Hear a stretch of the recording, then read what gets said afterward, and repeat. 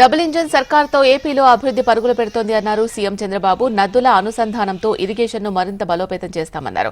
కడప జిల్లా మైదుకూరులో నిర్వహించిన స్వచ్ఛ ఆంధ్ర స్వచ్ఛ దివస్ కార్యక్రమంలో చంద్రబాబు పాల్గొన్నారు. 2 సంవత్సరాల్లో పోలవరం పూర్తి చేస్తామని సీఎం మరోసారి స్పష్టం చేశారు. అలాగే గోదావరి నీళ్లను బనకచెర్లకు తరలించి రాయలసీమ రైతులు మీసం తిప్పేలా చేస్తామన్నారు చంద్రబాబు. పోలవరాన్ని మళ్ళీ పట్టాలెక్కించాం. ఈరోజు ఇక్కడికి వచ్చాను. పోలవరం మీరు చూస్తే పోయిన ప్రభుత్వం డయాఫామ్ వాల్ని ముంచేసి పోలవరం ప్రాజెక్టు గోదావరిలో ముంచేశారు. ఈరోజే మళ్ళీ కేంద్ర సహకారంతో 12,200 కోట్ల రూపాయలు ఫేజ్ 1 కింద డబ్బులు ఇస్తే డయాఫామ్ వాల్ కూడా ప్రారంభిస్తున్నాం. 2 సంవత్సరాల్లో పోలవరం పూర్తి చేస్తామని మీ అందరికీ హామీ ఇస్తున్నా. ఇప్పటికీ పోలవరం కృష్ణ అనుసంధానం చేశాం. కృష్ణా డెల్టాలో వాడే నీళ్లు శ్రీశైలం ద్వారా రాయలసీమకి ఇచ్చాం. అందుకే నేను ఆలోచిస్తున్నాను, రేపు రాబోయే రోజుల్లో గోదావరి, పెన్నా, పోలవరం, బనకచెర్ల వరకు అనుసంధానం చేయగలిగితే అది ఒక గేమ్ చేంజర్గా తయారవుతుంది. ఈరోజు కేంద్రంలో ఎన్డీఏ పాలన ఉంది, రాష్ట్రంలో ఎన్డీఏ పాలన ఉంది. ఎన్నికల ముందు ఈ విధంగా నవ్వుతూ మాట్లాడిన సందర్భమే లేదు.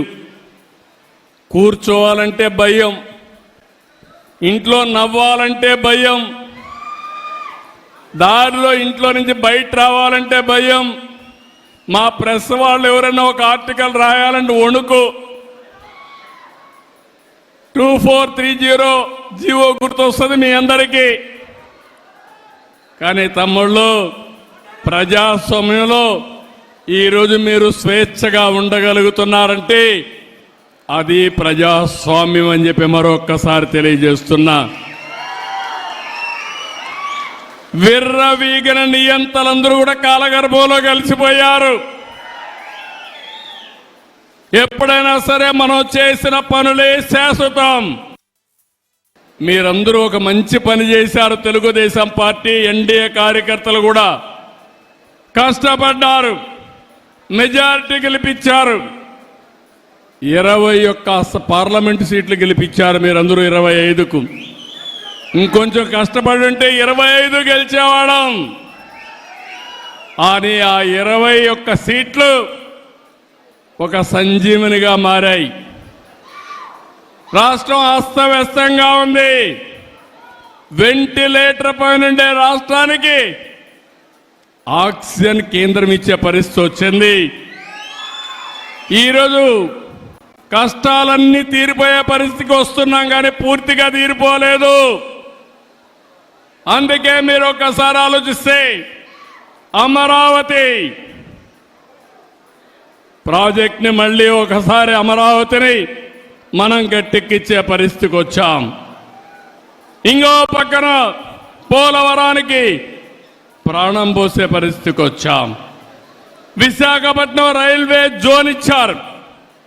ఇంకో పక్కన నిన్ననే మీరు చూస్తే విశాఖ ఉక్కు, ఆంధ్రుల హక్కు అని పోరాటం చేస్తే అది కూడా కన్నుమరుగయ్యే పరిస్థితి వస్తే 13,000 కోట్ల రూపాయలు ఇచ్చి కేంద్రం ఆదుకున్నారంటే అది ఒక చరిత్ర.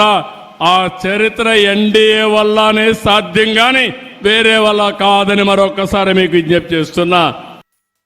ఎన్డీఏ 1లో వాజ్పేయి గారికి సహకరించి మన రాష్ట్రాన్ని అభివృద్ధి చేసాం, సమైక్య ఆంధ్రప్రదేశ్ని. ఈరోజు ఎన్డీఏ 2 నరేంద్ర మోడీ గారి నాయకత్వంలో 14-19లో పనిచేశాం, ఇప్పుడు పనిచేస్తున్నాం. నాకు ఏ మాత్రం అనుమానం లేదు, నరేంద్ర మోడీ గారి నాయకత్వంలో 2047కి భారతదేశం నెంబర్ 1 గాని నెంబర్ 2 గాని తయారవుతుంది. నా ఆలోచన తెలుగు జాతి ప్రపంచంలోనే నెంబర్ 1గా ఉండాలనేది నా సంకల్పం.